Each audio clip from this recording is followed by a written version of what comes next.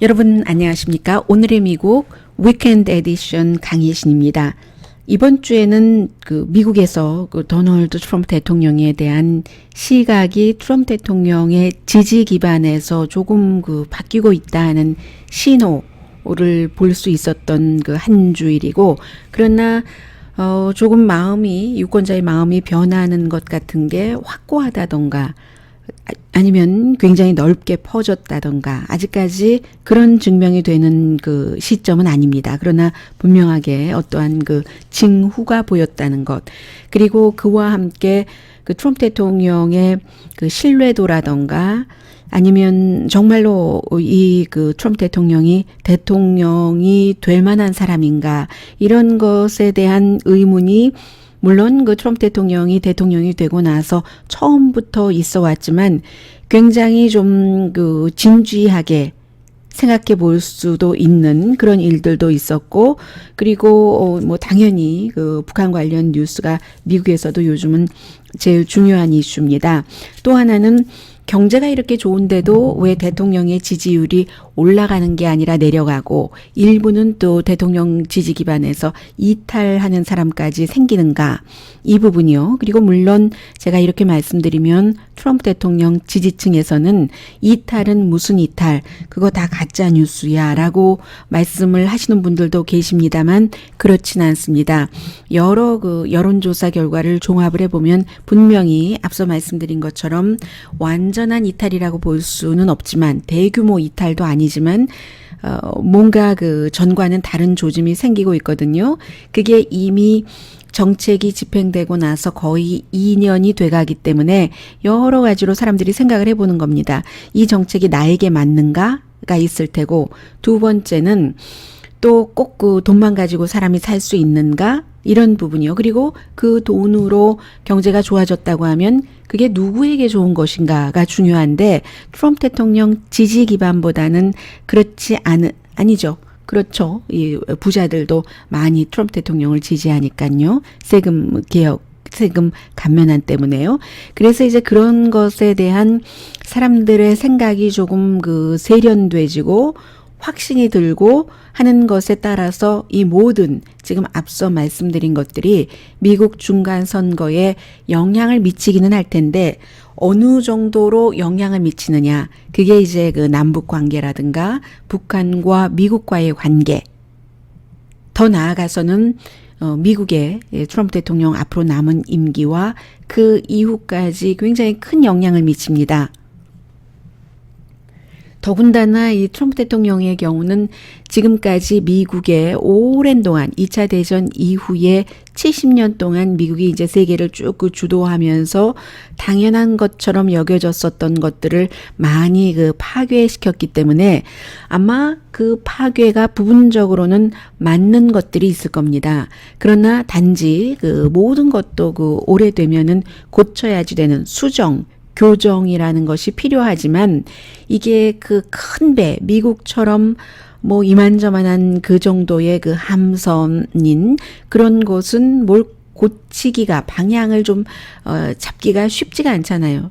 작은 배처럼, 손바닥만한 배처럼 왔다 갔다 하기가 쉽지 않기 때문에 그동안에 많은 미국의 지도자들도 이제는 뭔가가 조금 변해야지 된다던가 아니면 수정해야 된다는 것을 느꼈어도 하지 못한 부분이 있었겠으나, 그러나 과연 그렇다고 트럼프 대통령이 하는 식으로 좀 신사적이지도 않고 또 무조건 과거와의 갑작스러운 완벽한 단절을 향해서 나아가고 그 모든 공을 내가 가져가고 중간에 잘못되는 건 다 다른 사람 탓이고 이것이 미국의 미래를 위해서 옳은 것인가 하는 것을 미국 사람들이 조금 더 본격적으로 생각을 해볼 수 있는 한 주일이었습니다. 이슈가 있었기 때문에 그렇죠. 폴 매나포트의 책도 나왔고, 그리고 또 주말에 있었던 뉴욕타임스의 이름을 밝히지 않고 쓴 그 기고문 때문에, 그로 인해서 그런 것들이 하루 이틀에 끝나는 게 아니라 오히려 점점 사람들의 생각을 발전시키고 있거든요. 그런 한 주일이었습니다. 그리고는 결정적으로 죄송합니다. 지금 소리가 조금 나서 제가 조금 정리를 하겠습니다. 결정적으로 금요일에 폴 매나포트라는 대통령의 선거대책본부장을 했었던 사람이 지난 몇 개월 내내 이 특별검사의 수사에도 협조하지 않고 또 본인이 아무런 죄가 없다고 주장을 해왔었는데 한 번의 재판을 받고 나서 두 번째 재판을 받기 이제 직전에 뭐 거의 직전이죠. 이달에 재판이 열릴 예정이었으니까요. 유죄를 인정을 해버렸습니다. 그리고는 이제 물론 뭐 돈 세탁이라던가 우크라이나 위에서 블라디미르 푸틴 대통령과 굉장히 가까운 그런 사람들을 위해서 돈 많이 받고 일해줬었던 그런 부분들에 대해서 이제 로비스트로 등록도 하지 않고 일했고 하는 것에 대한 유죄를 돈 세탁 등 인정을 하기는 했습니다만 이게 꼭 폴 매나포트의 돈 세탁이다. 로비스트로 등록하지 않고 로비스트로 활동을 하고 번 돈은 세금을 내지 않고 또 그것도 다른 나라의 페이퍼 컴퍼니를 만들어서 엄청난 사치스러운 생활을 하면서 뭐 요리조리 국민으로서 돈을 내야 될 부분은 피해갔다. 그것도 특히 미국의 과거 행정부와 행정부에서 있었던 국제 정책과 맞지 않는 방향으로 우크라이나나 러시아에 대해서 그렇게 했다는 부분에 대해서 이제 유죄를 인정을 하고 법무부에 이제 자료를 전부 부분적으로 줬다는 얘기인데 법무부에 자료를 줬다는 것은 곧 특별검사에게 자료를 줬다는 것과 똑같습니다. 특별검사가 법무부 소속이기 때문에. 그래서 이 부분은 왜 중요하냐면요. 폴 매나포트라는 사람이 대통령 선거대책본부장을 한 5개월 정도 했습니다. 3월 달부터 5월 달까지. 그러나 그 전부터 트럼프 대통령을 알고 있었고 왜 그럼 선거대책본부장을 그만큼만 했느냐. 그것도 이런 러시아와의 사건에 연관된 것이 드러났기 때문에 본인이 선거대책본부장을 할 수가 없었어요. 더 이상. 그래서 그만뒀는데 이 사람이 트럼프 대통령에 대해서 알고 있는 부분들도 많지만 트럼프 대통령에게도 굉장히 위험한 그런 일들을 특별검사에게 진술을 할 수도 있기 때문에 이게 중요한 겁니다. 가만히 생각해 보시면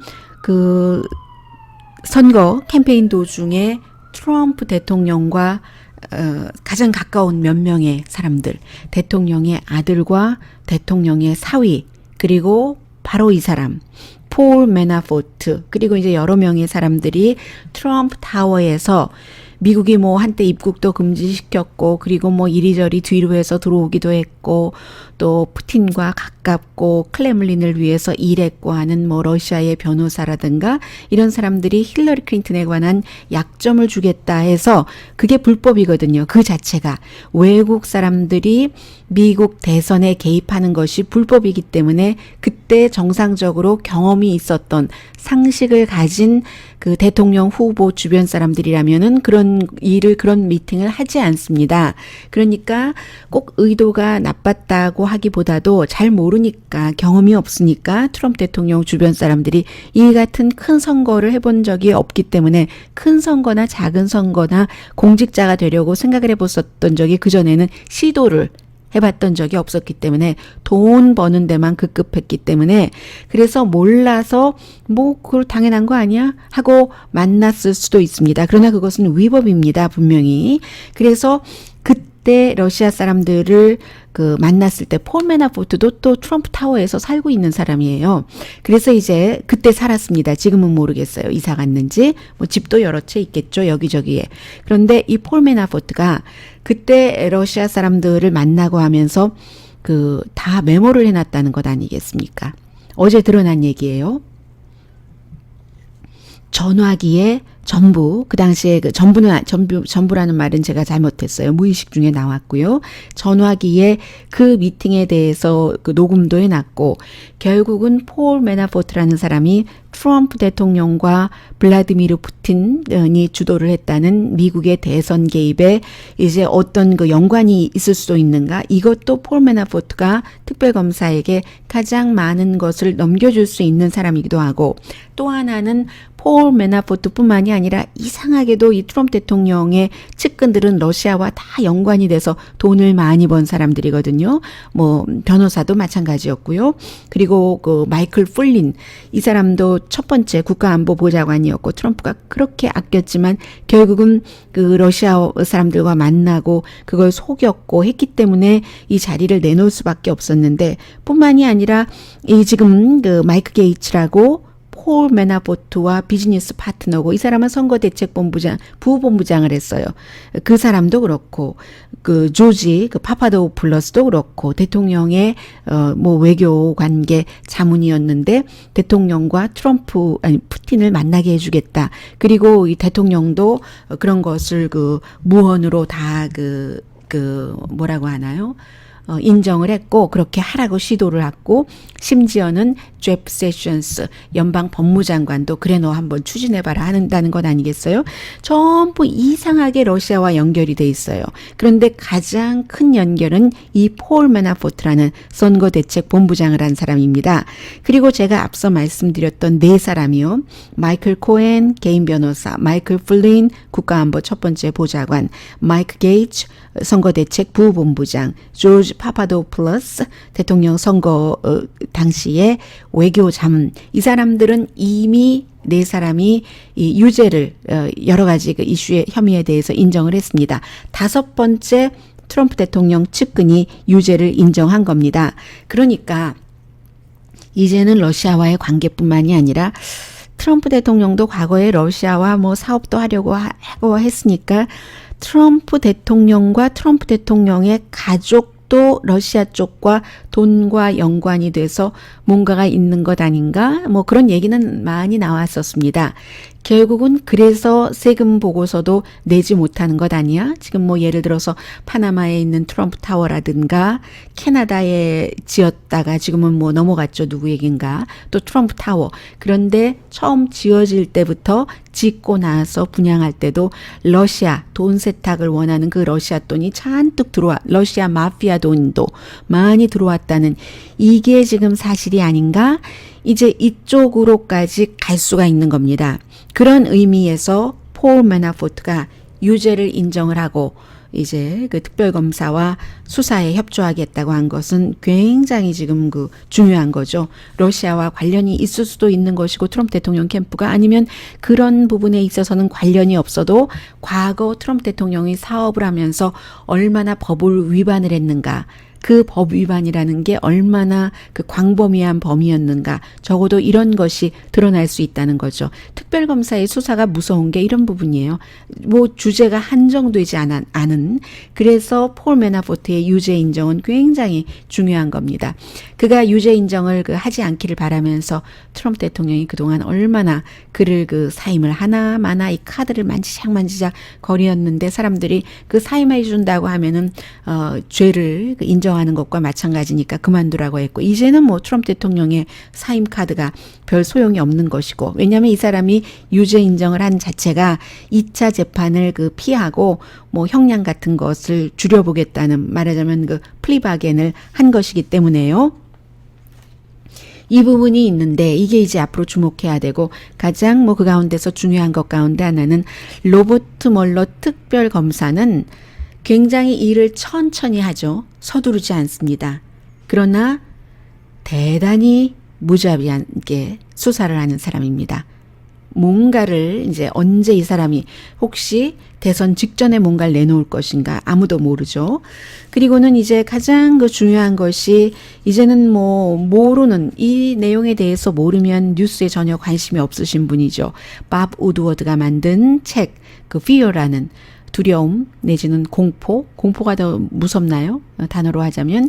그래서 이 책 제목 자체가 트럼프 대통령이 밥 우드워드라는 기자와 몇 년 전에 인터뷰를 할 때 파워 중에 으뜸은 두려움이다 라고 얘기를 했다는 거잖아요. 그때 이 밥 우드워드가 아주 섬뜩했다고 하고 트럼프 대통령은 캠페인 할 때부터 지금까지 상당히 두려움을 퍼뜨리는 그런 정치를 해서 그 부분에서 성공을 하고 있습니다.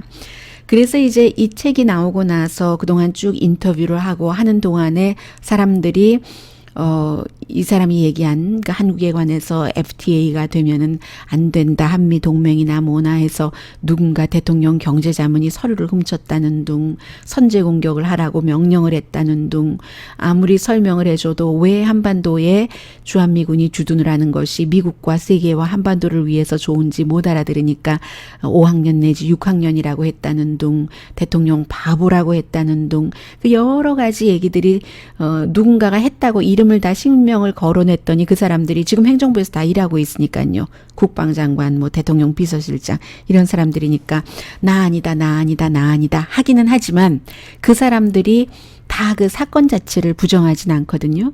그러면서 한 그 책이 나온 지 닷새 정도가 되니까 이 책에 대해서 믿는 사람들이 훨씬 많아지고요.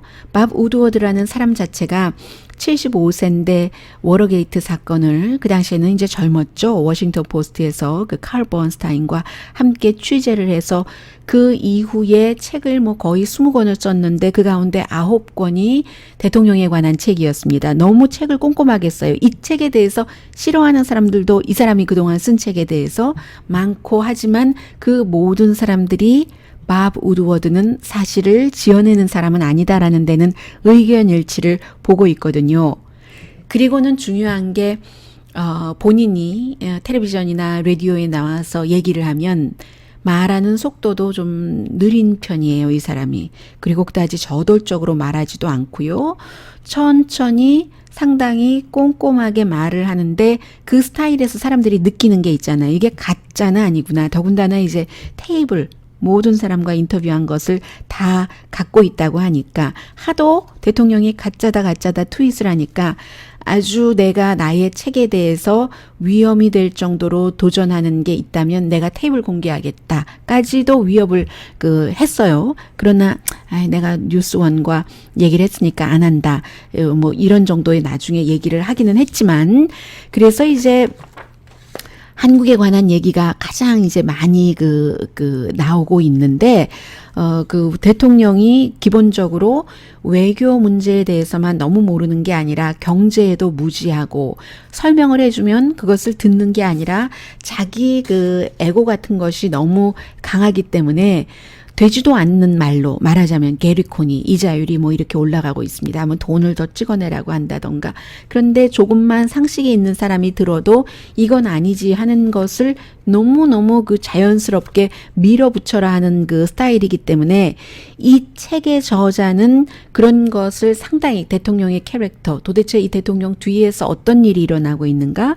그리고 이제 상당 부분이 대통령 그 주변 사람들이 저자의 말에 따르면 이 나라를 구하기 위해서 대통령이 말도 안 되는 말과 행동을 하더라도 그것을 막기 위해서 일을 하고 있다라고도 그 얘기를 하고 있어요. 아주 위험한 트윗을 많이 하려고 하는 것도 막고 국방부가 스탑을 시키고 했었다는 것 아니겠어요? 그런데 이제 이런 그 모든 것들이 대통령이 아니다 무조건 그 책 다 거짓말이야 라고 하지만 사람들은 그동안 뭐 20권 정도의 책을 썼으니까 이 사람 책도 많이 읽었고 지금도 뭐 워싱턴 포스트에 뭐 중요한 직책을 맡고 있거든요. 여전히 뭐 취재도 그 본인이 원하는 부분에 대해서 하기 때문에 사람들은 이 안정되지 않은 행정부인 것만은 분명하다 이런 것으로 느낄 테고요. 그리고 특히 그 한국 문제가 너무 많이 등장하고 있기 때문에 각 나라에서 다 그 본인들 나라에 해당되는 것이기 때문에 이 책을 굉장히 열심히 지금 공부를 할 것이라고 생각이 되고요. 그리고 또 하나는 대통령은 이 책보다도 뉴욕타임즈에 누군가가 나는 그 시니어 어떤 그 간부다 트럼프 행정부에 라고 얘기를 하면서 쓴 그 글도 비슷해요. 밥 우드워드와 비슷한데 대통령이 세금 감면을 했다던가 이런 것은 잘했지만 너무나 캐릭터를 많이 얘기하는데요. 한국에서는 많은 분들이 요즘 그런 말씀들을 하시던데요. 한국의 정치평론가분 가운데서 상당수가 무슨 대통령을 말하자면 캐릭터만 갖고 평가를 하느냐, 그가 이룬 일을 갖고 평가를 하는 거지. 그래서 그의 캐릭터를 비난하는 것은 이제까지 기성 기반이 트럼프라는 새로운 사람이 등장을 해서 본인들이 갖고 있는 그 파워라든가 그 기존 질서를 파괴하는 게 싫어서 트럼프에 반대하지, 트럼프가 하고 있는 정책은 아주 잘하는 거다라고 얘기하시는 분들이 계시는데, 제가 이제 그분들의 말씀을 들어보면 그분들이 하시는 일이 많은 분들이잖아요. 굉장히 바쁜 분들이에요. 한국에 대해서도 뭐 커멘트를 해야지 되고, 미국에 대해서 그분들이 공부를 한다던가 연구를 한다던가 하는 시간이 많지 않기 때문에 한국의 어떤 그 번역된 기사를 그냥 읽고 나름대로 평을 하시는 것 같은데, 그렇지는 않습니다.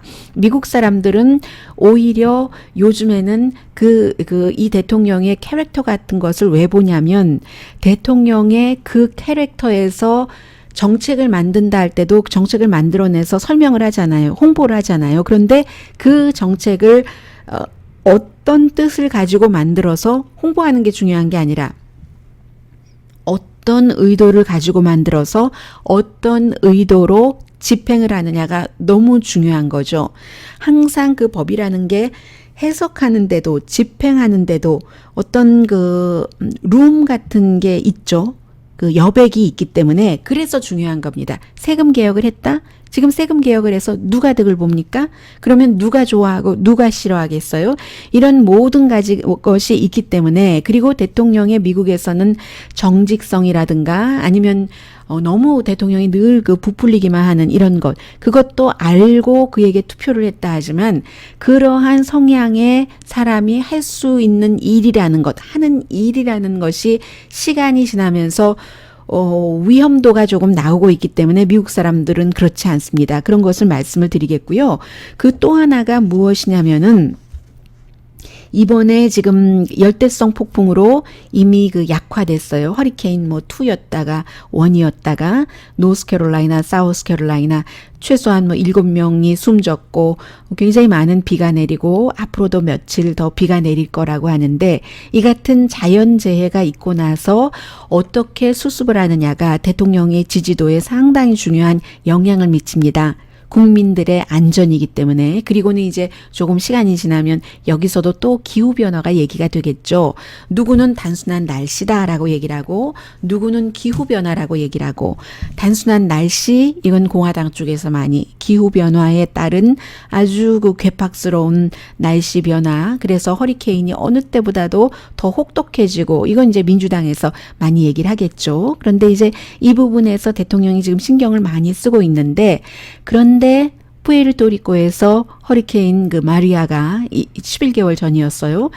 이제 있고 그 뒤에 거의 3,000명이 숨졌다는 것에 대해서 대통령이, 아니 내가 떠나올 때 6명 내지 18명 숨졌는데 그게 어떻게 3,000명이 될 수가 있어. 말도 되지도 않아. 내가 일 처리 같은 것을 잘 못했다고, 민주당이 다 조작한 거야. 이렇게 얘기를 하고, 민주당뿐만이 아니라 공화당에서도 대통령에게 경고음을 보냈습니다. 이것은 무슨 당파적으로 누군가가 계산한 것도 아니고 전혀 당파적이지도 않은 조지타운 대학교에서 푸에르토리코 정부가 의뢰를 해서 정한 거고, 병원 기록이 있고 다 하는 거잖아요. 그래서 이제 이런 것들이 결국은 뭐 거기에 아직까지도 뭐 11% 이상이 전력 공급을 받지 못한다고 하니까 병원도 마찬가지로 전기가 어느 날 뚝뚝 끊겨버린대요. 그러니까 사람이 사망자가 더 많이 나왔을 수도 있고, 그래서 특히 플로리다 같은 데도 허리케인이 많이 오고 있고, 더군다나 플로리다주는 그 푸에르토리코에서 먹고 살 것이 지금 없기 때문에 넘어오는 사람들도 있지 않겠어요. 그런 사람들을 받아들이기도 합니다. 공화당이라도. 지금 선거철이기 때문에 플로리다주에도 뭐 쿠바 사람들이라든가 이민자들이 많이 있잖아요. 그래서 공화당의 이제 릭 스캇 주지사가 지금 그 연방 상원의원에 출마를 하고 있는데, 아주 이 사람이 뭐 돈 헬스케어로 많이 번 그 비즈니스맨이었어요. 그런데 나가면서 이 푸에르토리코 사람들을 많이 그 받고 있습니다. 그러면서 대통령이 또다시 얘기를 했거든요. 사람들이 3,000명이 맞는 거다. 대통령이 아니라고 하는 게 그게 무리다라고 얘기를 해도 대통령이 또 아니다. 3,000명일 리가 없어. 내가 일을 그렇게 못했다고 말하고 싶은 거지. 하니까 이 플로리다 주지사뿐만이 아니라 또 다른 정치인도 대통령이 그래서는 안 된다 하는 이런 얘기가 나오고 있기 때문에 이제 이런 그 등등 여러 가지로 지금 그 열대성 폭풍 이 노스캐롤라이나에 가는 플로렌스였었죠. 지켜보고 있습니다. 그리고 앞서서 제가 한국 분들 가운데서 공화당이 아니죠. 한국은 자유한국당이죠. 한국의 보수는 보수대로 또 그 보수는 보수대로 당연히 그 미국이 그 감세하는 것을 그 보수의 한국의 보수도 마찬가지로 감세하고 그 큰 기업을 지지하는 것을 원하잖아요. 그러니까 지금 트럼프 대통령의 세금 개혁안을 그분들은 지지를 하시죠. 그리고 또 그 더불어민주당은 좀 웃겨요. 왜 웃기냐면 트럼프 대통령이 더불어민주당의 의원들이 다 그러는 건 아니지만 뭐 요즘 뭐 커멘트 많이 하시는 그런 분 얘기하는 겁니다. 제가 더불어민주당은 자유한국당과는 다르잖아요. 지금 그래서 최저임금을 어느 정도의 그 시각을 갖고 보면은 퍼센테이지 상으로는 수치상으로는 2년에 30%면 무리하다고도 충분히 말할 수 있는 그런 정도로 그 끌어올릴 정도의 정책이 더불어민주당의 지금 여당의 정책이면서 이 트럼프 대통령이 경제 정책을 너무 잘한다는 거예요.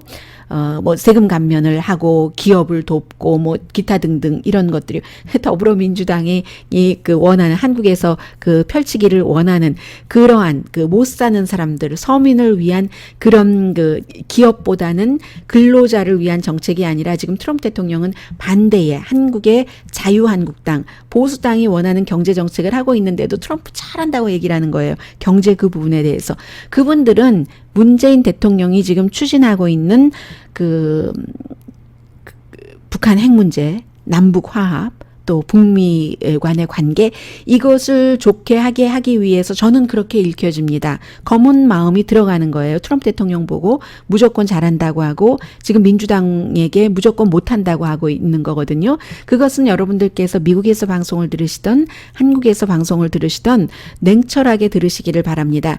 더불어민주당이 트럼프 대통령이 이렇게 그 한국의 보수가 얘기하는 식으로 경제정책을 착한다고 얘기하는 것은 다분히 북한 이슈 때문에 그렇게 말하는 거예요. 아니면 모르고 한다는 거라든가. 아무튼 그 부분을 말씀을 드리겠어요. 그런데 미국에서는 오히려 세월이 흘러가면서 경제가 이렇게 좋다는데도 트럼프 대통령의 진영에서조차도 트럼프 대통령이 아니라 가만히 있고 보니까 특히 구체적인 예로 들자면 그 유튜브를 들으시는 분들 가운데서 그 오바마 케어에서 물어보시는 분들이 가끔 계시는데요. 오바마 케어 같은 것. 이게 이제 그 돈 없는 사람에게 결국은 전 국민의 건강보험화가 당연한 건데 미국 같은 잘 사는 나라에선 그게 안 되고 건강보험료가 너무 비싸고 병원 가면 얼마나 비싼지 몰라요. 병원에 못 가요. 아파서. 건강보험이 없으면. 근데 보험을 들으려면 보험료가 너무 비싸요. 그래서 보험을 못 들어요. 웬만한 사람들. 그러니까 결국은 그 오바마 시절에 돈이 없어서 사람이 죽는 건 막자하고 정부가 그러려면은 가난한 사람 보험을 들게 하려면은 정부가 좀 보조를 하고 그리고 보험회사는 돈을 덜 벌어야지 되고 이제까지는 보험회사가 가려서 그 환자를 받고 암을 겪었다든가 당뇨병 환자였다든가 이런 사람 안 들어줘요. 보험을 들면 엄청나게 비싸게 들어주죠. 그러니까 부자는 돈이 상관이 없으니까 건강보험을 들을 수 있어서 진료도 받고 치료도 받을 수 있는데 가난한 사람은 처음부터 치료를 받을 기회를 박탈하는 겁니다. 그래서 오바마 케어의 첫 번째의 포커스는 단계별로 있었겠지만 첫 번째는 돈 없어서 죽는 사람은 없게 하자. 가난한 사람도 건강보험을 들어보게 하자. 해서 오바마 케어 이후에 생전 처음으로 건강보험을 든 사람이 굉장히 많습니다. 그런데 그런 사람들 가운데서 가장 혜택을 받는 사람이 누군지 아세요? 민주당 지지자 아닙니다. 트럼프 지지자예요. 백인들 가운데서 교육 못 받고 시골에 살고 돈 못 버는 사람.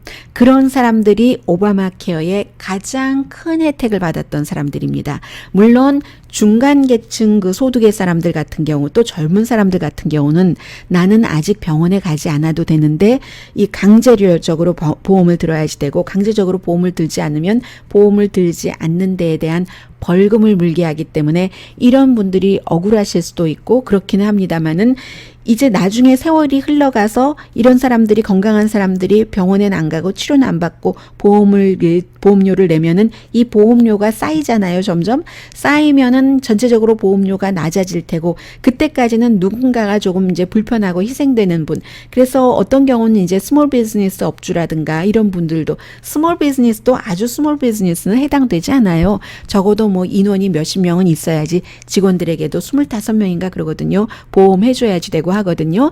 그래서 어쨌든 그 포커스가 거기에 가 있는데 가장 좀 가난한 사람들 보조금을 들어서 이제 건강보험을 들 수 있도록 하고 그리고는 이제 아픈 사람들 그런데 이 혜택을 제일 많이 보는 사람들이 트럼프의 지지자였는데 트럼프 대통령이 그 오바마 케어를 너무나 없애고 싶어 하니까 공화당도 이게 공화당이 지난 한 거의 10년 되네요. 그런 것에 완전히 그 내세운 건데 여태까지도 이걸 깨질 못하는 거예요. 그만큼 날이 가면 갈수록 이 오바마 케어는 이제 사람들이 익숙해지고 가졌던 것을 놓기는 쉽지 않는 거잖아요. 그런데 점점 이것을 없애려고 하니까 트럼프 지지자들도 이 혜택을 받고 있다가 그걸 아는 거죠. 그리고 지금 이렇게 보면은 일부 작아요. 아주 숫자가 이제 와서 어느 미국처럼 최첨단을 걷는 그런 사회에서 뭐 광산에서 석탄을 캐고 이런 일을 하겠어요? 뭐 어느 동네에 일자리가 200개 늘었다, 300개 늘었다. 그럴 수는 있습니다. 그리고 그 느는 게 희망일 수는 있습니다. 아, 그러면 우리 동네로도 또 오겠네? 뭐 광산촌 같은 경우. 절대로 미국에서는 그렇게 오랜 동안 과거에 광산촌에 막 붐이 일어났듯이 할 수가 없어요. 1850년대 캘리포니아에서 금광 찾는다고 다들 금조각 찾으러 다녔어요. 그럼 지금까지 계속 금조각 찾으러 다녀야죠. 타산이 안 맞는 거예요. 안 되는 거예요. 미국에선 전문 산업인 겁니다. 그래서 처음에는 약간 그랬지만 그것도 한계가 있어 보이고 반면에 오히려 이제 중국과 유럽과 멕시코, 캐나다, 뭐 한국과의 무역 전쟁을 한다고 하니까 아니 내 일자리가 없어지네. 농부도 마찬가지고 그러니까 트럼프 대통령은 선거를 의식해서 농부에게 막 거저 돈을 줍니다. 미국 사람들이 거저 돈을 받는 거 그다지 좋아하지 않아요. 그것이 나에게 언젠가 마이너스가 될 것을 알기 때문에 아니 내가 제대로 그 논밭을 갈아서 판 그런 그 어떤 과일 채소를 내가 팔아서 돈을 벌어야지 정부의 보조가 언제까지 가겠어? 언제까지 가면은 언제까지 받고 일 안 하겠죠. 그게 아니라는 걸 알기 때문에 이거 잠시 이 보조 받고 있는 동안 중국이 다른 나라와 다 연결해서 앞으로는 나와 장사 안 하겠네. 무역 안 하겠네. 이렇게 될 수 있다는 거잖아요. 거기서 또 해를 받는 사람들도 있고 해서 이제 대통령의 지지율도 내려가고 있고 또 하나는 이렇게 밥 우드워드의 책이라던가 여러 가지 내부에서 뭔가가 새나오고 있는 이런 것에 따라서 아, 우리의 대통령이 정말로 정직하지 않은 것 같다. 원래 알기는 알았지만 아는 것하고 그 절감하는 거하고는 다르잖아요. 해서 대통령의 지지율이 심지어는 대통령을 그 가장 그 지지하는 그 비율이 높은 라스무센에서조차도 지금 그 내려오고 있다는 것이 드러나고 있거든요. 그래서 드러지 리포트라고 가장 그 보수적인 그 맷 드러지라는 사람이 만들어서 예전에 그 선거를 잘 예측해서 지금도 기사는 단 한 줄도 안 씁니다. 다만 한 40-50개 정도 기사를 링크를 해놓는데 페이지도 딱 한 페이지밖에 없어요. 전부 링크니까 세 섹션으로 나뉘어서 본인이 이제 제목만 바꿔요. 기발하게 바꿉니다. 아주 잘 바꿉니다. 그 드러지 리포트를 하는 맷 드러지가 어제 오늘의 미국이 끝나고 보니까 이번 그 선거에서 중간 선거에서 민주당이 저도 이 정도까지 많이 예측하는 것은 처음 봤는데요. 하원에서 공화당이 60석을 잃을 것이다. 맷 드러지의 예측입니다. 이 사람 트럼프 대통령을 처음부터 지지했었던 사람이에요. 어디서 나왔냐면 라스무센이 얼마 전까지는 트럼프 대통령 지지율을 50% 정도로 봤거든요. 근데 지금 47%로 보는 겁니다. 이 47%를 과거의 대통령들의 이제 그 첫 번째 중간 선거에 받았던 그 지지율과 이렇게 비교를 해보면 60석 정도를 잃는다는 얘기예요. 그럼 민주당은 지금 23석을 가지면 다수당이 되는 것이고, 제가 말씀 자주 드렸는데요. 지금 하원에서는 민주당이 공화당보다 한 뭐 10석 정도까지 더 확실하다, 더 많이 가진 것으로 보고 있는 뭐 Real Clear Politics가 그렇습니다. 201대 뭐 190인가 그렇거든요. 그런데 드러지 리포트는 60석까지 더 많이 그 민주당이 갖겠다, 이렇게 그 보고 있고, 지금까지 한국에서도 그래요. 그 정치평론을 많이 하시는 분들도 자세히 모르면서 막 얘기를 하시더라고요. 그래서 제가 보니까 물론 지금까지 이제 그 대통령이 첫 번째 그 중간 선거나 아니면 뭐 이선한 사람도 있고 하니까요. 그래서 이제 그 이긴 게 세 번밖에 안 된다 하는데 그 정확하지가 않아요.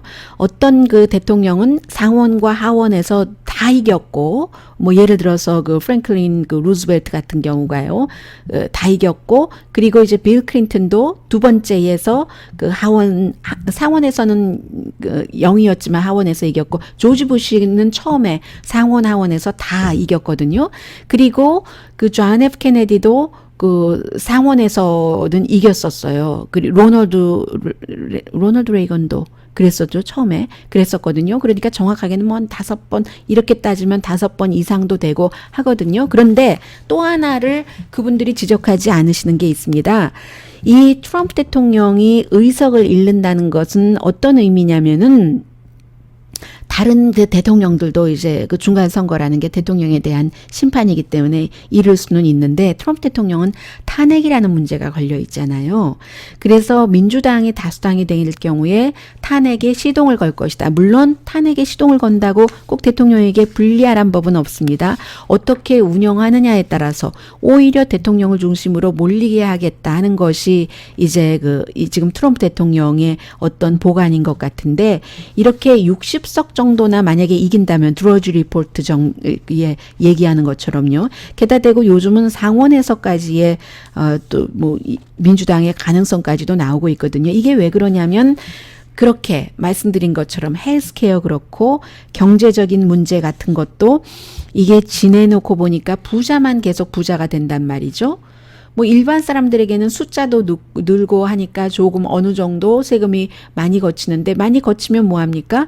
이게 기업이라던가 그 부자가 세금 감면되는 것이 너무 많기 때문에 거기서 다 마이너스가 나버려서 연방 재정이 적자가 원래 2020년이 돼야지 1조가 될 것으로 예상을 했는데, 올해 이미 1조가 될 것으로 초당적인 의회의 어떤 그 기구가 얘기를 지금 예상을 하고 있다는 것 아니겠어요? 게다가 대고 여성들은 가족을 분리하는 그런 이민 정책 끔찍하게 싫어합니다. 너무너무 끔찍하게 싫어하고 있고요. 그리고 제가 또 하나 말씀드리고 싶은 것은, 이제 남부 사람들이 트럼프 대통령에게 화내기 시작했습니다. 왜냐하면 밥 우드워드의 책에도 이 제프 세션스라는 연방 법무장관이 러시아 스캔들에서 대통령에게 유리하게 도와줘야지 되는데 그렇게 하지 않고 본인도 러시아와 연관이 있었기 때문에 수사에서 싹 빠져버렸다 해서, 굉장히 기회가 있을 때마다 이 법무장관을 대통령이 아주 면박을 주고 망신을 주고 하면서, 밥 우드워드 책에는 알라바마 사람이니까요. 시골 촌뜨기라고 억양 이렇게 막 남부 사람들에게 하는 그런 단어를 사용하면서 했다는 것 아니겠어요? 남부 사람들이 다 모욕적으로 느끼죠. 그래서 공화당의 의원들조차도 남부의 의원들이 몇 명이 울컥 했었던 적이 있고요. 속으로 그러면 이미 이제 어느 정도 마음의 결이 좀 흩어질 수도 있다는 것 아니겠어요? 그런 것도 있고, 그리고 이제 또 뭐가 있나요? 수많은 남부 사람들이 대통령 지지 기반이잖아요. 이게 나에게 돈이 좀 안 들어오는 것은 그동안 많은 기성 정치들이 나를 위해서 일을 해준 것 같지 않아. 내 생활이 수십 년이 지나가도 변하지 않았어. 오바마도 변화시키지 못했어. 이래서 한번 어차피 그렇다면 나하고 같이 사는 사람도 아닌데 도덕적으로야 그렇다고 하더라도 트럼프를 한번 찍어보지 하고 트럼프 대통령을 찍었던 사람이, 그런데 내가 남부 사람이라고 무시를 해? 무실당하면서까지야? 이렇게 조금 그 마음이 바뀔 수도 있다는 것을 저는 좀 느꼈고요. 젊은 사람들은 싫어하죠. 왜냐하면 특히 그 지난 8년 동안 대학교 학자금 같은 것을 굉장히 많이 늘렸거든요. 그런데 그런 것들 다 줄이고 있고 결국은 이게 소셜 시큐리티, 미국 사람들이 그렇게 좋아하는 사회보장제도, 메디케어 같은 것도 다 줄이게 되는 겁니다. 처음부터 그 트럼프 대통령의 경제 정책을 설명을 할 때 말씀을 드렸는데 누구도 그 트럼프 대통령에 빠져 있을 때 제대로 듣지 않으셨어요. 그런데 이제 그런 것들을 사람들이 조금 그 생각을 하는 것 같고요. 그래서 부자에게는 아무 상관이 없는 겁니다. 항상 부자들은 이런 모든 것에서 초월을 했고 트럼프 대통령이 부자들 세금만 적게 내주면 그것으로 뭐 완전히 정말 그 좋아하는 그런 거죠. 그리고 이제 미국이 이렇게 빚이 지난번에 세금 감면할 때는 그 재무부 장관이 뭐라고 얘기를 했냐면요. 이 세금 감면으로 항상 하는 얘기예요. 한국이나 미국이나 부자 뭐 일자리를 정부가 만드냐? 기업이 만들지? 공무원 뭐 한계가 있어 이렇게 얘기를 하면서 공무원들은 만들어봤자 나중에 연금만 줘야지 되고 기업이 만드니까 기업한테 잘해줘야지 돼 이렇게 얘기를 하면서 기업을 그러니까 세금 감면해주고 부자도 세금 감면해주고 그런데 이거는 이제 이미 통하지 않는다는 게 증명이 됐잖아요. 그 트리클 다운이 안 된다는 것, 낙수 효과라는 게 없는 거예요. 빵 부스러기를 같이 빵 먹으면서 부스러기 떨어뜨려서 배고픈 사람 부스러기도 먹어라 이거 안 해요. 더 안 떨어뜨리고 그 떨어지려고 하는 그 부스러기를 주어서 또 다른 파이를 만들어서 내가 또 먹고 이게 이제 이미 증명이 됐잖아요. 경제적으로. 그리디라는 게 왜 나오는 거예요?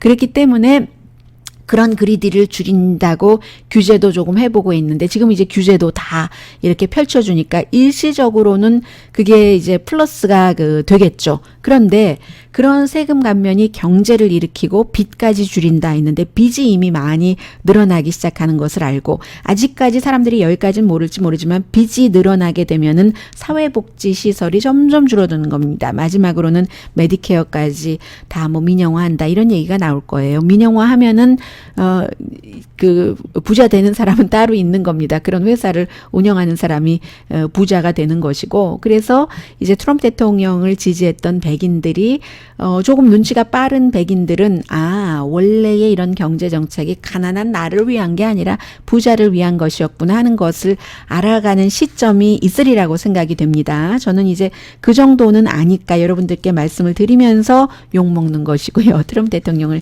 지지하시는 분들 사이에서는 제가 욕먹는 부분들도 있어요. 경제 정책이 이 가난한 사람이나 중산층을 위한 게 아닌 게 너무나 분명하거든요. 그런데 그러니까 부자가 그 경제 정책에 있어서 뭐 여러 가지 정책 중에서 경제 정책에 있어서 트럼프 대통령을 지지하는 것은 이해가 되는데 나중에는 세월이 흘러가면 헬스케어도 뺏기고 그리고 이미 푸드 스탬프 같은 거 뺏기신 분들 많이 계실 겁니다. 아마 이 방송 듣고 계신 분들 가운데서도 푸드 스탬프라든가 아니면 아픈데 가족이 도와줬을 때 그 가족에게 뭔가 그 돈을 주는 이런 거 많이 깎이신 분들도 계실 거예요. 그게 다 이 세금이 줄어드니까 그 세수 같은 것이 다른 데다 또 쓰는 돈이 있고 하니까 세수가 뭐 완전히 줄어든 건 아니지만 어쨌든 그러니까는 그 여러분들께 돌아가는 그런 혜택이 줄어드는 거거든요.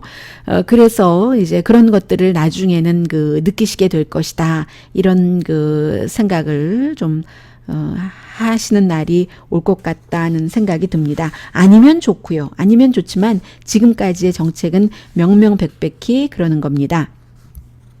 그리고는 이제 또 중국도 현재로서는 조금 더 오래 버틸 수도 있다고 하잖아요.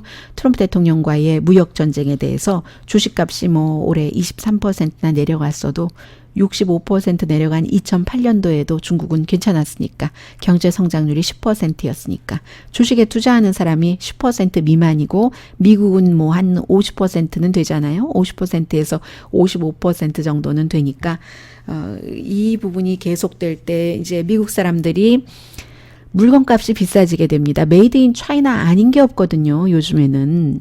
그런데 이제 물건값이 비싸지면 그때부터 이제 또 그 생각을 하게 되시겠죠. 전체 세입이요. 이래저래 일반 사람들이 이제 일반 사람들에게 받는 세입이 1%가 늘어났거든요.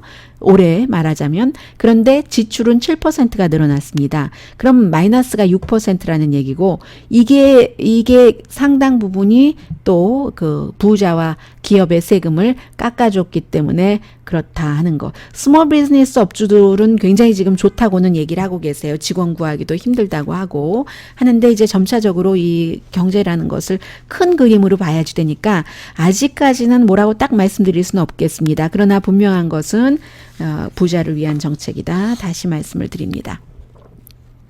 그래서 부자가 지지 않은 건 이해를 하겠는데, 가난한 사람이 점점 앞으로도 더 그 혜택을 빼앗길 건데도 지지하는 그거는 잘 모르겠어요. 왜냐하면 말로는 가난한 사람을 위한 정책이라고 하니까요.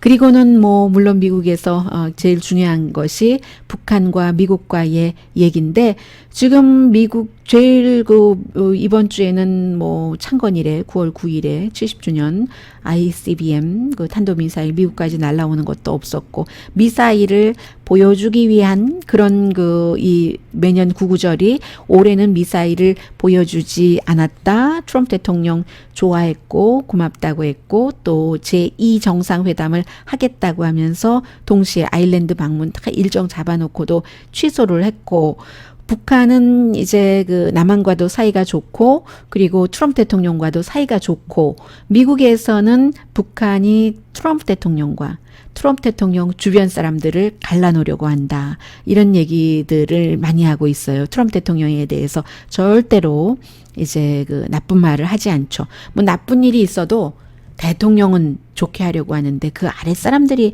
과거로 구태의연한 태도로 돌아가고 있다. 이렇게 얘기를 하고 있기 때문에 트럼프 대통령이 중간선거 전에 이 카드를 쓸지 후에 카드를 쓸지 모르겠어요. 제2의 북한과의 정상회담에 대해서요.